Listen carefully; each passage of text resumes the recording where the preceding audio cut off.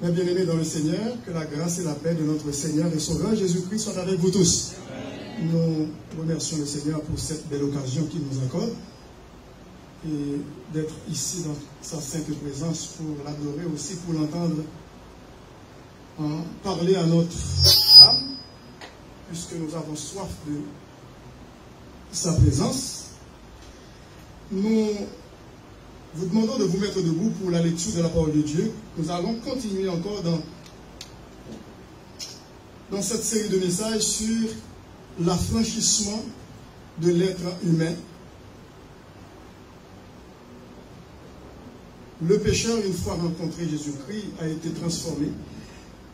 Et c'est dans Jean 8, 36, vous connaissez bien ce passage. Nous allons lire ensemble dans ce court verset, Jean 8, 36, pendant que notre sœur, la technicienne Isabelle, merci beaucoup. Vous pouvez visionner ça sur l'écran ensemble. Si donc le Fils vous affranchit, vous serez réellement libre. Une fois encore. Si donc le Fils vous affranchit, vous serez réellement libre. Amen. Merci. Que l'Assemblée de Dieu dise. Amen. Merci. Vous pouvez vous asseoir. Affranchi. Affranchi du passé, affranchi des œuvres de la chair, et troisièmement, affranchi de la religion des hommes. Amen. Est-ce que vous êtes là? Nous sommes affranchis du passé, nous sommes affranchis des œuvres de la chair, les œuvres mortes, et nous sommes affranchis des hommes, affranchis de la religion humaine. Lorsque Jésus-Christ était en contact avec la foule 2000 ans de cela en Israël, il a présenté un message tout à fait extraordinaire pour les gens de cette époque et aussi pour toutes les époques.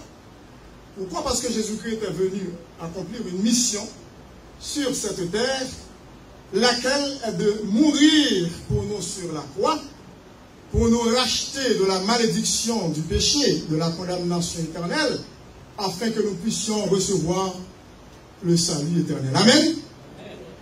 Eh bien, c'est pour cette raison que Jésus-Christ a parlé en des termes clairs, nets et précis sur l'affranchissement de l'être humain, l'homme du péché.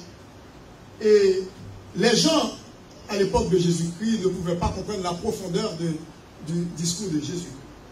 Jésus-Christ a pris la peine vraiment de bien expliquer ces gens-là. Et qu'est-ce qu'il voulait dire? D'après Jean 8, 36, si donc le Fils vous affranchit, si donc Jésus-Christ vous affranchit, c'est-à-dire vous libère, vous émancipe, l'émancipation de l'être humain, de tout mal, eh bien, ce père ou cette personne-là qui est délivrée par le sacrifice sanglant de Jésus-Christ, eh bien, sera enfant de Dieu pour l'éternité. Les gens ne pouvaient pas comprendre ce grand mystère de la transformation de l'être humain dans Jean chapitre 8. Et puis, ils réclamaient Abraham comme leur vrai père. Le père de la foi, le père spirituel.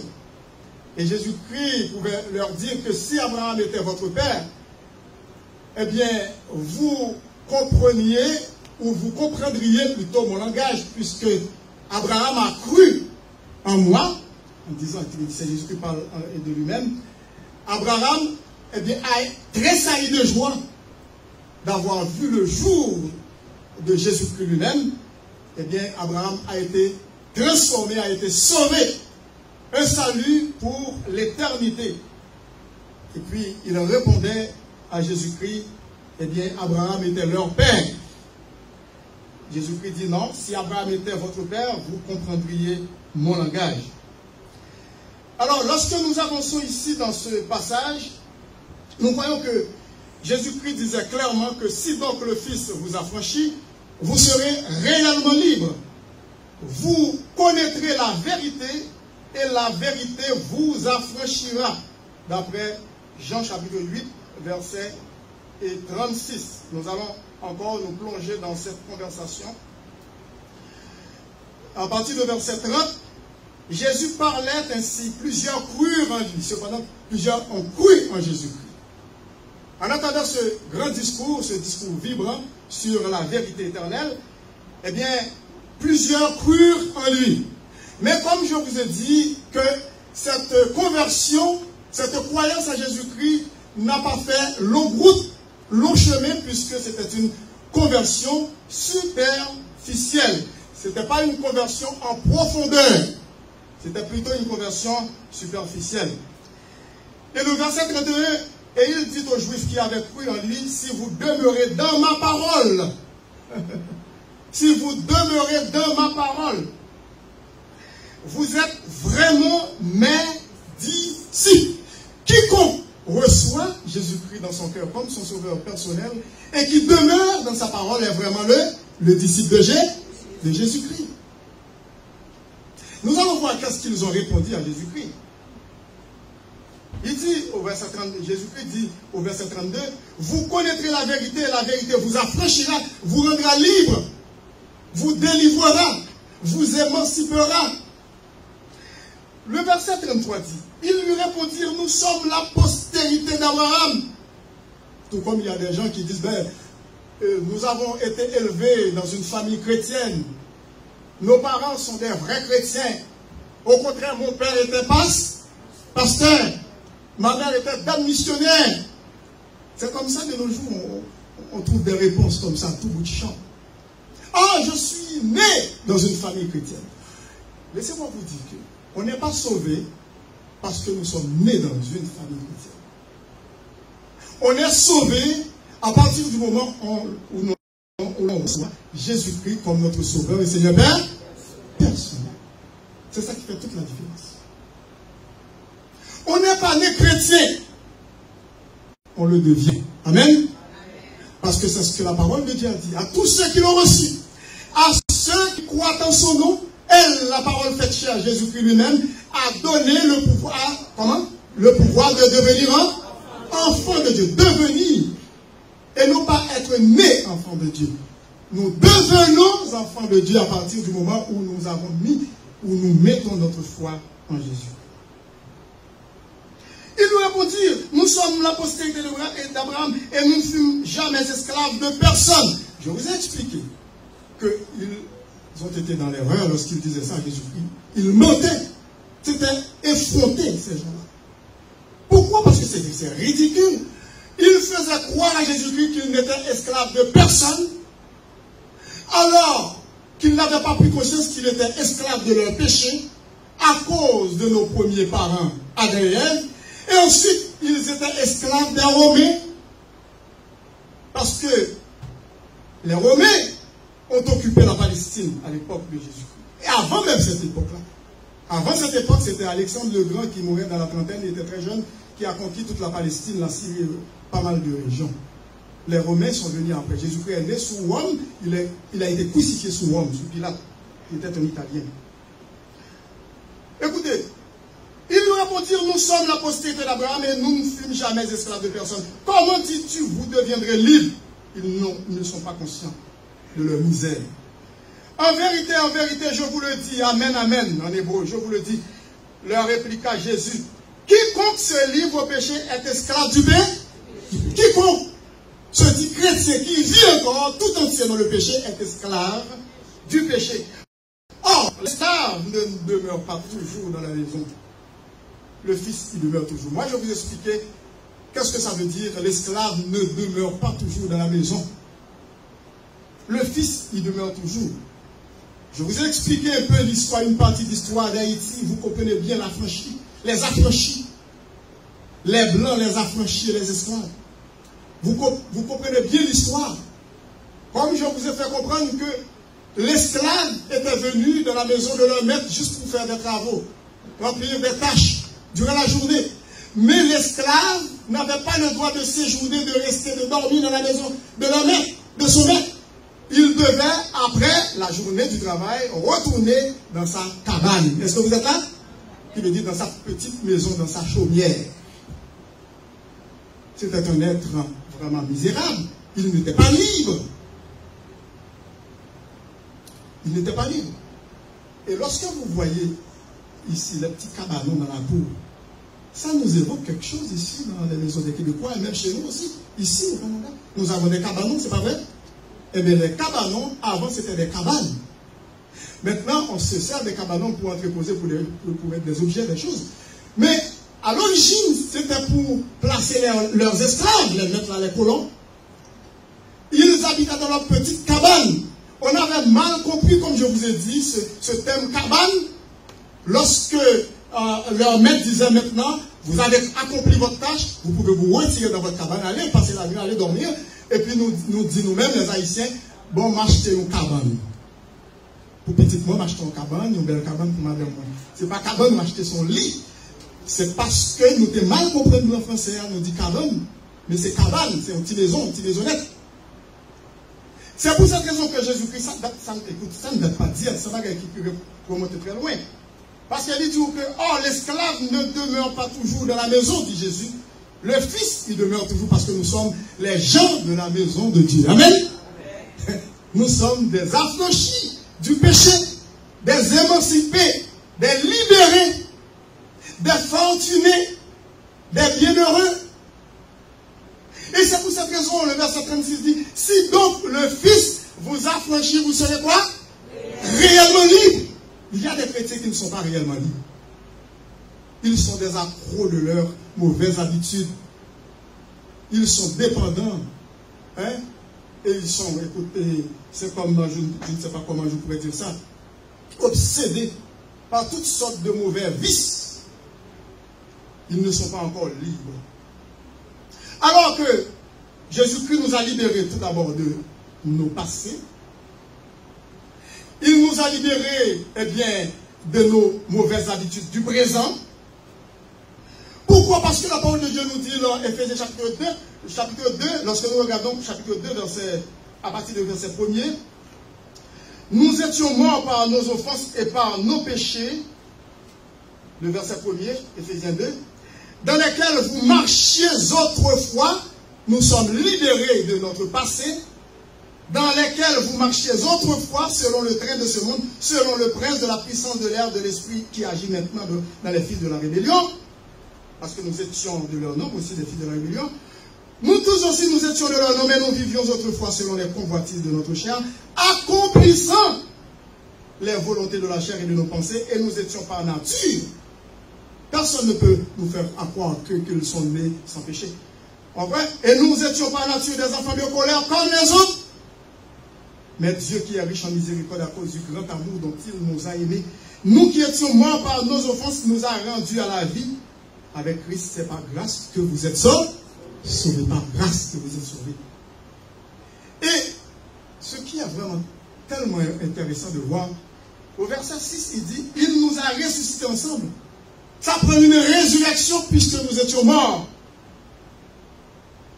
Il nous a ressuscités ensemble et nous a fait asseoir ensemble dans les lieux célestes en Jésus-Christ, afin de montrer dans les siècles à venir l'infinie richesse de sa grâce par sa bonté envers nous en Jésus-Christ. Et puis il répète encore le verset 8, car c'est par la grâce que vous êtes sauvés, par le moyen de la foi, et cela ne vient pas de vous, c'est le don de Dieu. Amen. C'est un don gratuit, le don de Dieu, pour mettre l'emphase sur le don. C'est déjà un don, mais c'est gratuit, dit l'apôtre Paul. Ce n'est point par les œuvres, afin que personne ne se glorifie. Vous savez, nous sommes le chef-d'œuvre de Jésus-Christ. Ici, au verset 10, car nous sommes son ouvrage.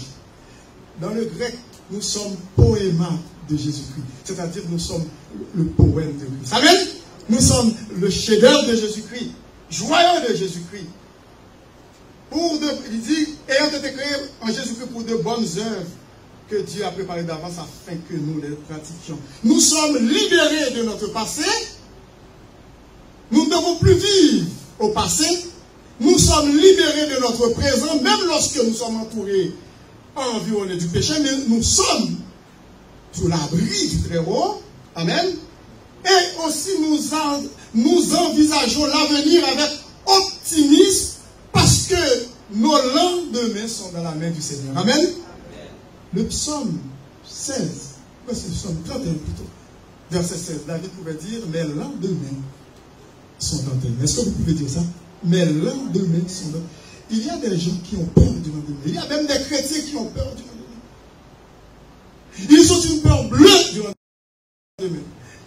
pas ce qui arrive. Ce n'est pas votre affaire. Le lendemain est dans les mains du Seigneur. Amen. Nous sommes libérés du passé. Nous sommes libérés du présent. Et aussi, nous sommes libérés de notre futur, puisque nous sommes citoyens des cieux. Nous sommes en route vers le ciel, d'après 1 Pierre, chapitre 2. Lorsque nous regardons 1 Pierre, chapitre 2, il est dit, écoutez bien, à partir du verset 1er, rejetons donc toute malice et toute ruse, l'envie, la dissimulation, l'envie et toute médisance. Désirez comme des enfants nouveau-nés le lait spirituel et pur, afin que par lui vous croissiez pour le salut. Ce n'est pas que nous ne sommes pas sauvés, nous sommes déjà sauvés, mais nous devons croître dans notre salut. Si vous avez goûté que le Seigneur est bon, approchez-vous de lui, pierre vivante, rejetée par les hommes. Qui a été rejeté? Jésus-Christ. Mais choisi et précieux devant Dieu. Et vous-même, comme des pierres vivantes, édifiez-vous pour former quoi? Une maison spirituelle. Un saint sacerdoce. Afin d'offrir des victimes spirituelles, agréables à Dieu par Jésus-Christ. Car il est dit dans l'Écriture, voici je mets en Sion, en Israël, à Jérusalem, une pierre angulaire, c'est Jésus-Christ lui-même, choisie, précieuse, et celui qui croit en elle ne sera point confus. Par la grâce de Dieu, nous croyons en Jésus-Christ. C'est pour cette raison que nous ne sommes pas un peuple confus. Amen. L'honneur est donc pour vous qui croyez. L'honneur, c'est un grand honneur. Mais pour les incrédules, la pierre qu'ont rejeté ceux qui bâtissaient est devenue quoi? La principale de langue. Somme 118. La principale de langue, comme on dit, c'est roche point. Et une pierre d'achoppement. Et un rocher de scandale. Où est fonction Pierre ça? Pierre ça, ils sont rochers de scandale pour les gens qui ne croient pas. Ils ont frappé pied au souffle. Ça, ils ont tombé à la renverse. Pierre ça devient une confusion pour les incrédules. Pourtant, cette pierre qui est Jésus-Christ, c'est le fondement de l'Église. Amen. Qui nous donne l'assurance, la sécurité. Le verset 8, ici est pour n'avoir pas cru à la parole. Et c'est à cela qu'ils sont destinés. Et c'est à cela qu'ils sont destinés. Est-ce que nous pas dit merci, bon Dieu, parce que nous ne sommes pas destinés à l'enfer éternel? Nous sommes destinés pour la vie éternelle. Vous, au contraire, vous êtes une race élue. Est-ce que vous êtes content? Vous êtes une race élue? Amen, alléluia. Un sacerdoce quoi? Royal. Qu'est-ce que ça veut dire royal? Roi royal. Parce que c'est un adjectif. Ce n'est pas un royal que vous avez mangé en Haïti pour longtemps. Vous mettez des en balade de la chute. Ce n'est pas royal. Ce n'est rien ça. Vous, au contraire, vous êtes une race élue, un sacerdoce royal. Une nation quoi? C'est un peuple acquis. C'est ça que je dis. Écoute, nous sommes libérés des hommes. Nous sommes libérés de la religion des hommes. Nous ne sommes plus esclaves des hommes. Jusqu'à maintenant, c'est avec tristesse qu'il y a des enfants de Dieu qui sont encore, écoute, qui ne sont pas encore libres. Ils sont encore enchaînés par les hommes. Pourquoi ils sont encore enchaînés par les hommes? Parce qu'ils sont dans la fausse doctrine de la tête aux pieds. Ils ne comprennent pas cette écriture qui dit, vous au contraire, vous êtes une race élue, un sacerdoce royal, une nation sainte, un peuple acquis, afin que vous annonciez les vertus de celui qui vous a appelé des ténèbres à son admirable lumière. Vous, qui autrefois n'étiez pas un peuple et qui maintenant êtes le peuple de Dieu. Nous sommes le peuple de Dieu. Vous qui n'aviez pas obtenu miséricorde et qui maintenant avez obtenu miséricorde. Nous sommes un sacerdoce royal. Écoute, nous gagnons une grande autorité sous terre, c'est Jésus-Christ. C'est vrai que nous gagnons des serviteurs de Jésus-Christ sous terre. Mais il faut bien comprendre, l'homme dit sous terre, ça veut dire. Ce ne sont pas des despotes, ce ne sont pas des dictateurs, ce ne sont pas des macoutes. Ce ne sont pas des gens qui vous dictent des choses pour dire, ah ben écoute, faites ça. Non, c'est des serviteurs de Jésus-Christ. Nous sommes au même niveau. Oui, ça prend des prédicateurs, des pasteurs, mais il n'y a pas un chef, un boss sur votre tête. Le seul boss, c'est qui? Jésus-Christ. Et si vous ne comprenez pas la parole de Dieu, que d'après ce passage, que nous sommes une race élue, un sacerdoce royal, nous sommes tous des princes et des princesses, à ce moment-là, vous êtes cuits avec les fausses doctrines, avec des gens qui établissent leur hégémonie sur votre tête pour vous faire croire que, écoute, avec des titres qu'ils possèdent. Et c'est pour cette raison qu'il y a des gens qui se réclament, comme je vous ai dit le dimanche passé, évêques. Il y en a qui disent qu'ils sont des prophètes. Il y a même des femmes aussi, des prophétesses. Il y en a qui disent qu'ils sont des apôtres. Pourtant, ces titres-là sont tombés depuis longtemps. Après la rédaction du Nouveau Testament, après l'achèvement de la rédaction du Nouveau Testament, c'est-à-dire l'Apocalypse, il n'y a plus d'apôtres. Est-ce que vous êtes là? Si quelqu'un vous dit qu'il est un apôtre, c'est pas vrai. Il y a des serviteurs, des pasteurs, des évangélistes, des docteurs. Est-ce que vous êtes là? Et non pas apôtres, et non pas prophètes. Pour, en ce qui concerne des évêques, oui, les évêques sont là dans la parole de Dieu, comme je vous ai dit, dimanche dernier. C'est un seul personnage, une seule personne qui est à la fois pasteur, qui remplit le rôle quoi? D'évêque, qui aussi remplit le rôle d'ancien. Le pasteur, c'est celui qui paie les brebis, qui nourrit les brebis. C'est pour cette raison qu'il s'appelle pasteur ou berger. L'évêque, c'est encore lui, qui signifie épiscopos en grec, qui signifie surveillant. Pendant qu'il nourrit en tant que pasteur les brebis, il surveille. Ça, c'est sa fonction d'évêque. L'ancien, eh bien, c'est parce qu'il a de l'expérience, il a de la maturité. C'est pour cette raison qu'on l'appelle aussi l'ancien. Une seule personne qui s'appelle à la fois pasteur, évêque et ancien. De nos jours, on voit qu'il y a une multiplication à tout bout de champ des gens qui s'appellent pasteur. D'autres disent, ah, vous êtes évêque, l'autre dit ancien, c'est pas vrai. Il n'y a pas de hiérarchie à trois étages. C'est pas vrai. C'est une seule personne qui cumule toutes ses fonctions. Un berger, c'est celui, ou un pasteur ou un berger, c'est celui qui, écoute, qui nourrit le troupeau. Il est aussi un évêque pendant qu'il est berger, eh bien parce qu'il surveille. Presbyteros, ancien, eh bien parce que c'est sa charge de fonction d'ancien, de maturité de son expérience. Ne vous faites pas avoir. Allez lire la parole de Dieu. Lisez la parole de Dieu. Parce que l'apôtre Paul dit dans la parole que toute écriture est inspirée de Dieu. Il dit quoi? Pour enseigner, pour convaincre, pour corriger, pour instruire dans la justice, afin que l'homme de Dieu soit accompli et propre à toute bonne œuvre. Non, Josué chapitre 1 verset 8, il dit que ce livre de la loi ne s'éloigne point de ta bouche. Médite-le jour et nuit pour agir fidèlement selon tout ce qui est écrit, car c'est alors que tu auras du succès dans tes entreprises et c'est alors que tu réussiras. Amen. Ne vous faites pas avoir avec des faux docteurs, avec des fausses prophéties aussi. Ils prononcent des fausses prophéties à tout bout de champ. Je n'ai pas besoin de citer les noms, là, vous les connaissez sur les réseaux sociaux, comme ce que ma nièce vient de dire là. Il y a toutes sortes de fausses doctrines puisque nous sommes à l'approche du retour de Jésus-Christ, quand je vais les vendre de l'Église. C'est pour cette raison que vous voyez ça. Ne soyez pas étonnés, il y aura pire qui viendra. Il n'y a pas pire encore comme fini encore. Vous êtes affranchis du passé. Vous n'êtes plus esclaves du péché. Vous n'êtes plus esclaves des hommes ou de la religion des hommes. Vous êtes affranchis du présent aussi. Et vous êtes affranchis pour l'avenir. Parce que Jésus-Christ est notre bien. Si donc le Fils vous affranchit, vous serez quoi? Rien. Est-ce que vous êtes libre? Est-ce que vous êtes libre par Jésus-Christ? L'apôtre Paul veut dire ça aussi dans 2 Corinthiens 5, 17. Si quelqu'un est en Christ, il est une nouvelle création, créature. Les choses anciennes sont passées. Et voici toutes choses. Nous sommes de nouvelles créatures, de nouvelles créations. Nous pas même monde encore. Nous pas de regarder nous encore. Nous pas même monde qui est plus intelligent que des gens de ce siècle. Plus esprit, plus éclairé parce que nous avons Jésus-Christ dans notre vie. Est-ce que vous êtes là avec moi?